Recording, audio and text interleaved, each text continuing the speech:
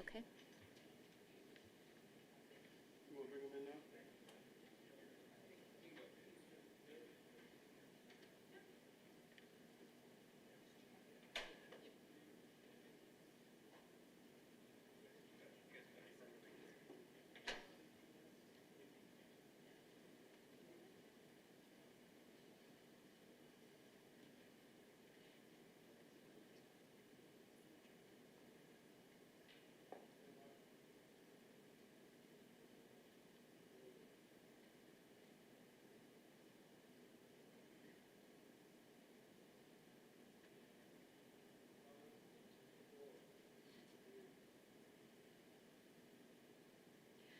Good afternoon, everyone. Welcome to today's press conference regarding the 2024 NATO Summit.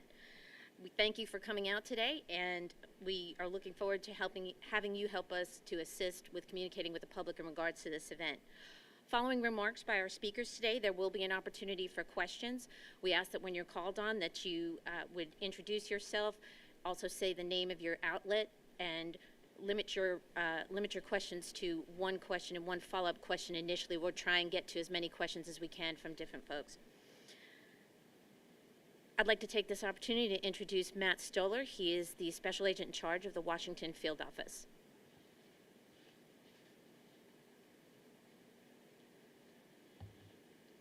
Good afternoon, everyone, and thank you all for being here. I'm Special Agent Matt Stoller. I'm the Special Agent in charge of the Secret Service's Washington Field Office.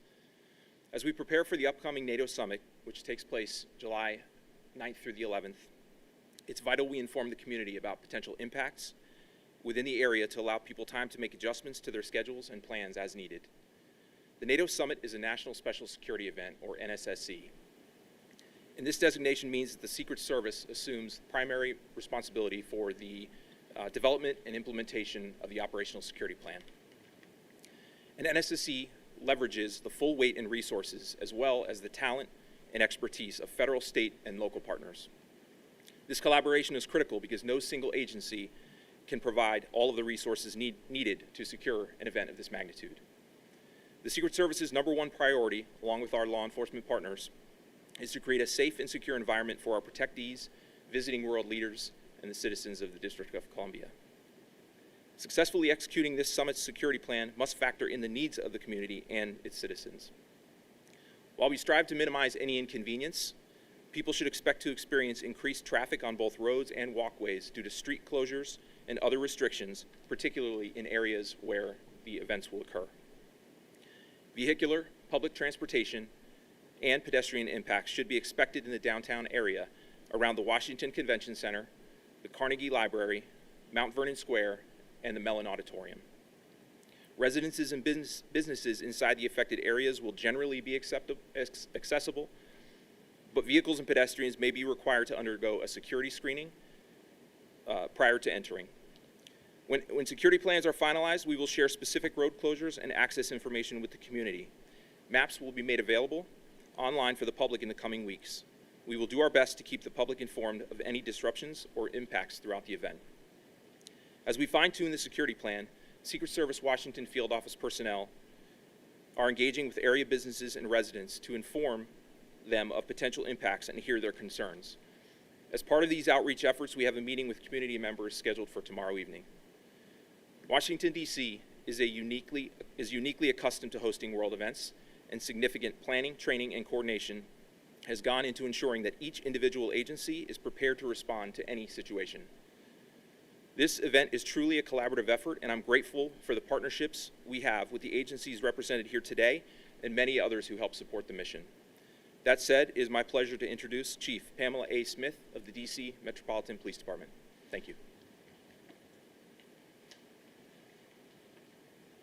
Thank you, Matt. Thank you, Special Agent in Charge Stoller. Good afternoon. I'm Pamela A. Smith, the Chief of Police for the Metropolitan Police Department, and thank you all for coming today. The Metropolitan Police Department has been working closely with our district and federal partners over the past few months in preparation for the upcoming NATO Summit here in the District of Columbia.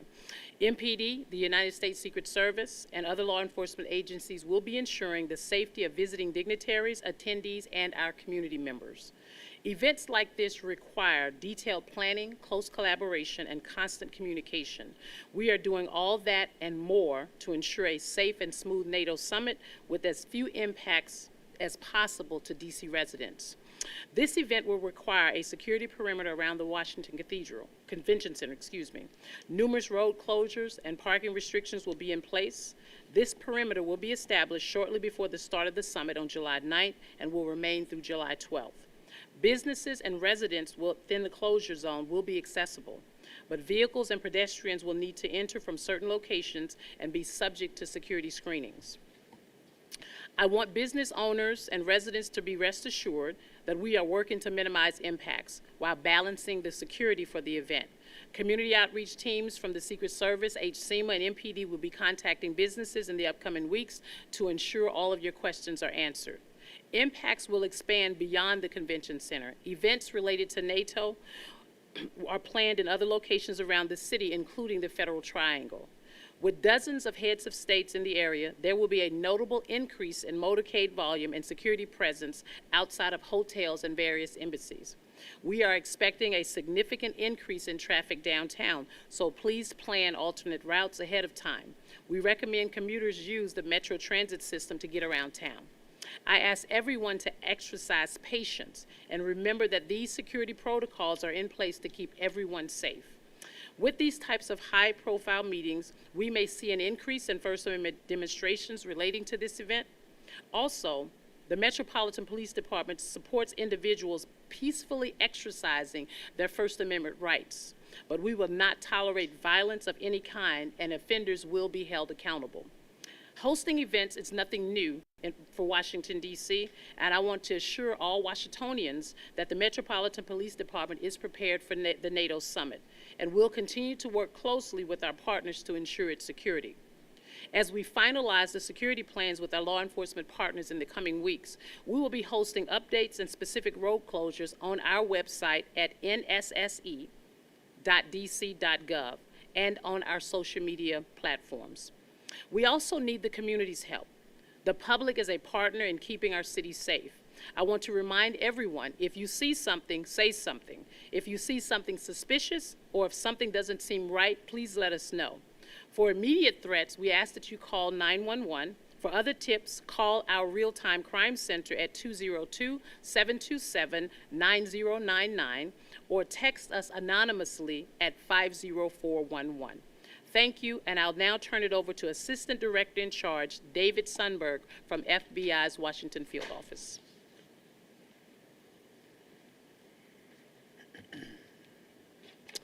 Thank you, Chief Smith. Good afternoon. I'm Dave Sundberg, Assistant Director in Charge of the FBI Washington Field Office.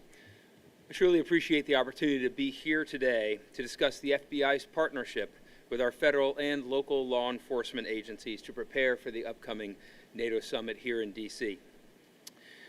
During the event, the FBI has the lead federal responsibility for crisis management, response to terrorist threats, and intelligence. The preparation for a national special security event is a cooperative effort with our partners, and these working relationships are not new. We coordinate with all of the agencies represented here, and then others, through our Joint Terrorism Task Force. We have routinely planned, prepared, and trained for multiple events such as this in prior years. Leading up to and during the NATO Summit, FBI intelligence analysts will be working to assess and share intelligence with our partners to ensure the safety of all attendees and participants. During the event, the FBI has the lead in working to prevent terrorist attacks. We will assess any information and intelligence received and work with our partners to quickly and safely resolve any issues. Our work is enhanced by citizen involvement. To echo what Chief Smith said, we ask that people remain aware of their surroundings and please report any suspicious activity. If you see something suspicious, please notify authorities by telling a police officer or calling 911. Suspicious activity could be an unattended package, a vehicle that appears out of place, or an individual acting suspiciously. We look forward to working with our partners to ensure that this event is held safely and securely. I have the pleasure of turning this over to DCH-SEMA Acting Director Clint Osborne. Good afternoon. My name is Clint Osborne. I'm the Acting Director of the District of Columbia Homeland Security and Emergency Management Agency. As you heard from our previous speakers, a lot of effort has gone into preparing for and readying for these events, but we also recognize that these events can have significant impacts on our residents, our visitors. So to coordinate resources, public safety, and communications, and support our federal partners in ensuring the safety and security of this National Special Security event, Mayor Bowser will activate the District Emergency Operations Center and the Joint Information Center from July 9th through the 11th. Residents and businesses and visitors can text NATO DC, that's NATO DC, to 888-777 to receive free text updates on public safety, street closures, weather alerts, and transit updates during the NATO Summit. As the Chief said, residents and visitors play an important role in keeping the community safe, so if you see something, say something by calling 202-727-9099 or anonymously texting 50411. With that, I'll turn it over to MPD to adjudicate questions.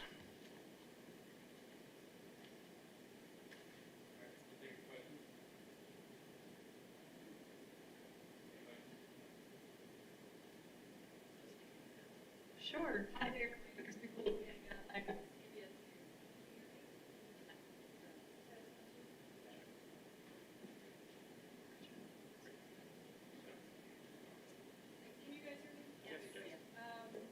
Assistant Director Sundberg, can you speak to what sorts of threats you're addressing, and have there been any credible or specific threats to the summit and the next summit? Certainly. Thank you for your question. We do not have any specific or credible threats to the NATO Summit, but we'll continue to work alongside our partners to make sure that any information or intelligence we receive that's relevant is shared amongst all agencies. Thank you. And just as a follow-up, maybe Chief Smith or Special Agent Stoller, you can address, can you speak a little bit to First Amendment protections for protesters and what accommodations will be made for First Amendment activities? And do you have an estimate of how many folks you expect to come out and protest? So specifically for the first, thank you for the question, first of all. And so for the First Amendment activities, you know that oftentimes people will submit a permit sometimes at the request of the National Park Service to have First Amendment activities, and sometimes we just have pop-up demonstrations. So at this point, we do not have any anticipated First Amendment activities, but we do know for these types of activities or these types of events, they may garner some First Amendment activities or protesters that may decide they want to come in and exercise their First Amendment right. I'm not sure if the National Park Service does, and they're not here to speak to that, unless someone on the team have any additional information regarding that. But typically it would come in, and MPD will get some, but as of right now, I'm not aware of any. Okay.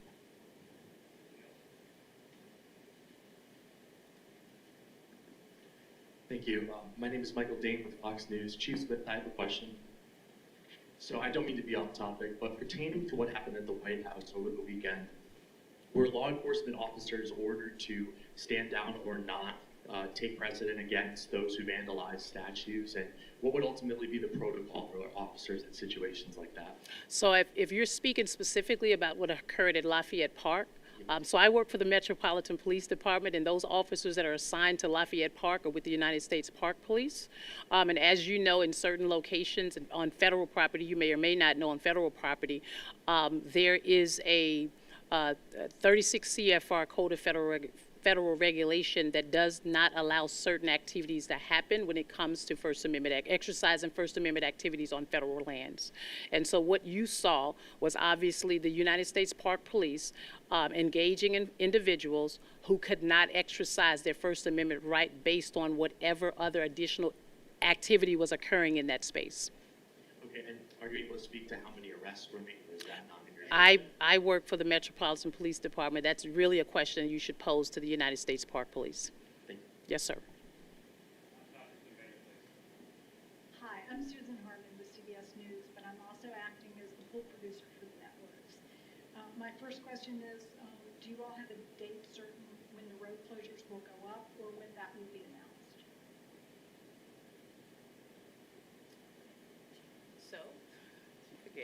So as of right now, we do not have that information available, but there will be another press conference, if I'm not mistaken, on July 1 that will provide that information for anyone who is in really need of that information regarding the specific road closures. Where's the briefing emergency location going to be? Would it be here or somewhere else? If you needed to do one. That's your We appreciate you being part of our pre-event exercise. We will do briefings out of this space during the event.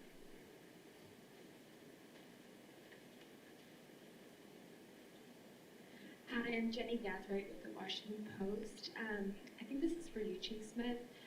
I know this event is coming right after July 4th, which is typically like an all-hands-on-deck kind of thing for MPD, from my understanding, or a lot of people work overtime that day. So are you at all concerned, like, about this sort of corridor and the sort of workload that MPD officers might be experiencing during that time? I am not, because if I'm not mistaken, NATO is between July 9th and I think July 11th. We do have a couple of days break right after July 4th, and I don't think we're doing a all hands on deck activation. We have our special operations division that is assigned to events such as the NATO Summit. So the majority of our workforce will have an opportunity to have a rest work cycle. Thank you. Yes, ma'am.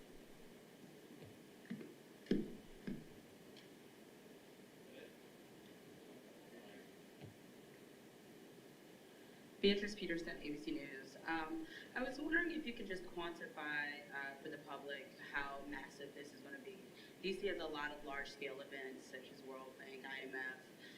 Are you guys thinking that this is going to be several thousand people in town, tens of thousands? Like, how massive is this going to be? It's going to be a fairly large scale. So there's 32 member nations in NATO, and then there's 5 additional partner nations. But the State Department and NATO personnel who are organizing the event, they're the ones that put out all the invitations. I don't know what the status of those invitations are, but my understanding is that they've all been invited, them and the members and their spouses as well. So it will be a large magnitude event. be a lot of. I believe one of the other speakers mentioned the number of motorcades and some of the other security footprint and all of that. So it is going to be somewhat sizable. So, but I just don't have numbers. Okay. Should the public be ready for rolling, I guess, road closures, being that there's going to be a lot of high-level delegates and officials in town? Yeah. In terms of describing what the closures may look like, I can't go into those details just because we'll have to flex depending upon what's happening. But yes, there will be significant traffic impacts in a variety of areas throughout the city because, as was mentioned, there are a number of locations that will house events for the NATO Summit.